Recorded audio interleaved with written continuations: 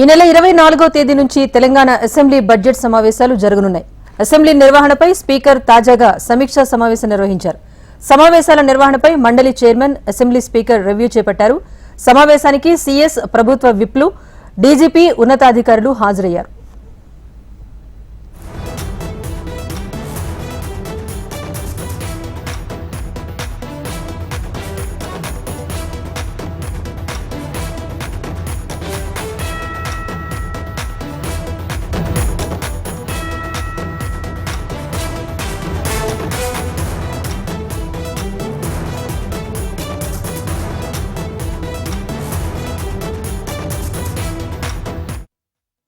ఈ నెల 24వ తేదీ నుంచి తెలంగాణ అసెంబ్లీ బడ్జెట్ సమావేశాలు జరగనున్నాయి.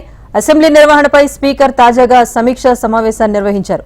ప్రభుత్వ ఏర్పాటు తర్వాత ఆర్థిక పరిస్థితి మెరుగ్గా ఉంచే ప్రయత్నం ప్రభుత్వం ఒకవైపు చేస్తోంది. దీంతో పాటుగా బడ్జెట్లో ఎలాంటి కేటాయింపులు ఉంటాయని చెప్పి సర్వత్రా ఆసక్తి నెలకొన్న నేపథ్యంలో దీనిపైన స్పీకర్, అసెంబ్లీ స్పీకర్ అలాగే మండలి చైర్మన్ కూడా రివ్యూ చేపట్టారు. దీనికి సంబంధించి అప్డేట్ మా ప్రతినిధి ప్రవీణ్ అందిస్తారు. ప్రవీణ్, చెప్పండి, బడ్జెట్ సమావేశాలకు సంబంధించి ఎలాంటి కసరత్తు కొనసాగుతోంది? ఈ రోజు సమీక్షా సమావేశంలో ఏ అంశాలు చర్చకొచ్చాయి?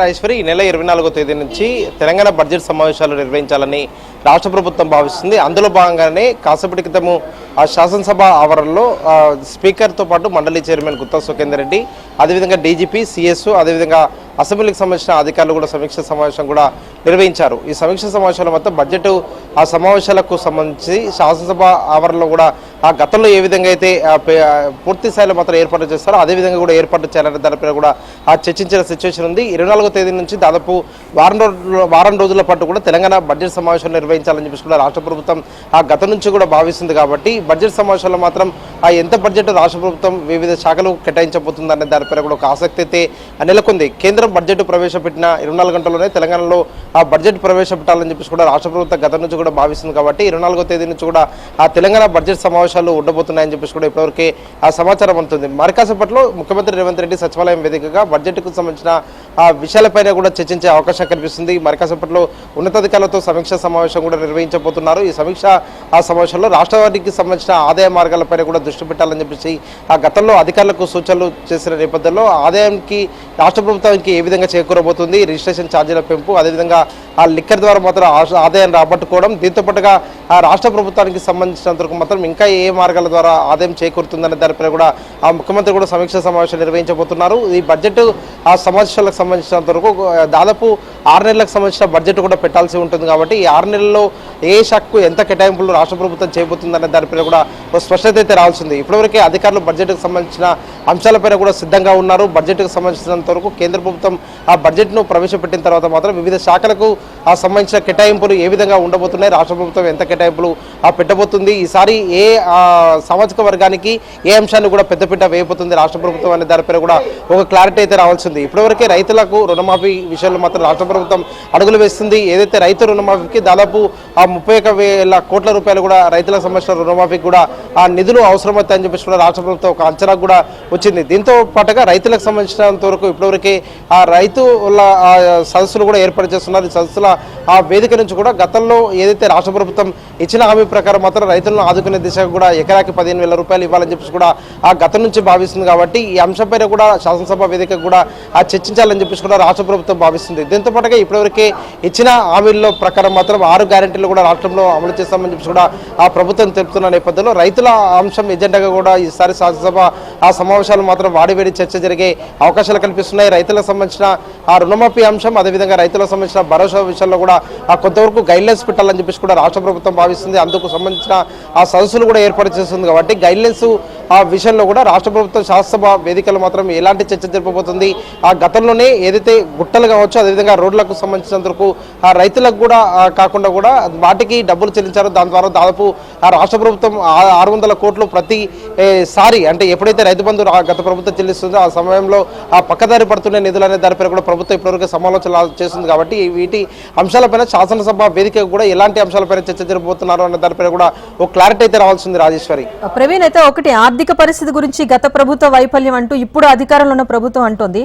ఇంకొకటి హామీలు నెరవేర్చాల్సి ఉంది. అట్ ద సేమ్ టైం అభివృద్ధి పథంలో నడిపించాల్సిన క్రమంలో బడ్జెట్ కేటాయింపులు అనేవి భారీగానే ఉండబోతున్నాయనే అంచనాలు కూడా వినిపిస్తున్నాయి. అటు ఆర్థిక నిపుణులు ఏమంటున్నారు బడ్జెట్ రూపకల్పనకు సంబంధించి? ఇప్పటికైతే రాష్ట్ర ప్రభుత్వం మాత్రం నిధులకు సంబంధించిన సమీకరణ జరుగుతుంది కాబట్టి వచ్చే 6 నెలలకు సంబంధించినంత వరకు ఆయా శాఖలకు సంబంధించిన బడ్జెట్ విషయంలో మాత్రం రాష్ట్ర ప్రభుత్వం తగినంతగా కూడా బడ్జెట్ కేటాయింపులు ఉంటాయి అని చెప్పేసి కూడా ప్రభుత్వం ఇప్పటివరకు తెలుస్తుంది. దీనిపైన మాత్రం ఆర్థిక నిపుణులు చెప్తున్న ప్రకారం గత ప్రభుత్వం దాదాపు 7 లక్షల కోట్ల రూపాయలు కూడా అప్పులు చేసింది కాబట్టి దానికి సంబంధించిన ఇంట్రెస్ట్ రాష్ట్ర ప్రభుత్వం చెల్లించాల్సి ఉంటుంది. ఎట్ ది సేమ్ టైం కూడా రాష్ట్రంలో అభివృద్ధి సంక్షేమ పథకాలకు కూడా నిధులు కూడా కేటాయించాల్సి ఉంటుంది. దీనిపైన రాష్ట్ర ప్రభుత్వం ఏ విధంగా అడుగులు వేయబోతుంది, రాష్ట్ర ప్రభుత్వానికి ఇన్కమ్ సోర్స్ ఏంది, ఆ ఇన్కమ్ సోర్స్ను ఏ విధంగా రాష్ట్ర ప్రభుత్వం ఉపయోగించుకోబోతున్న దానిపైన కూడా ఒక క్లారిటీ అయితే రావాల్సింది. కాబట్టి దీనిపైన మాత్రం ఆర్థిక నిపుణులు మాత్రం రాష్ట్ర ప్రభుత్వం మాత్రం గొప్పలకు పోకుండా కూడా వచ్చే 6 నెలలకు సంబంధించినంత వరకు ఆ బడ్జెట్లో తగిన కేటాయింపులు పెట్టే ఆలోచన చేస్తున్నట్టు కూడా ఇప్పటివరకు తెలుస్తుంది. కాబట్టి ఏ శాఖకు ఎంత కేటాయింపులు పెట్టబోతున్నారు, ఒక పక్క రైతాంగానికి, ఇరిగేషన్కు, దాంతోపాటుగా రాష్ట్ర ప్రభుత్వం ఇచ్చిన హామీలకు సంబంధించిన మాత్రం నెరవేర్చే విధంగా ఏ విధంగా అడుగులు వేస్తున్నారు దానిపైన కూడా ఒక క్లారిటీ రావాలి. దీంతో పాటుగా కొత్తగా పెన్షన్దారులు మాత్రం చాలా వరకు ఎదురు చూస్తున్నారు. ఈ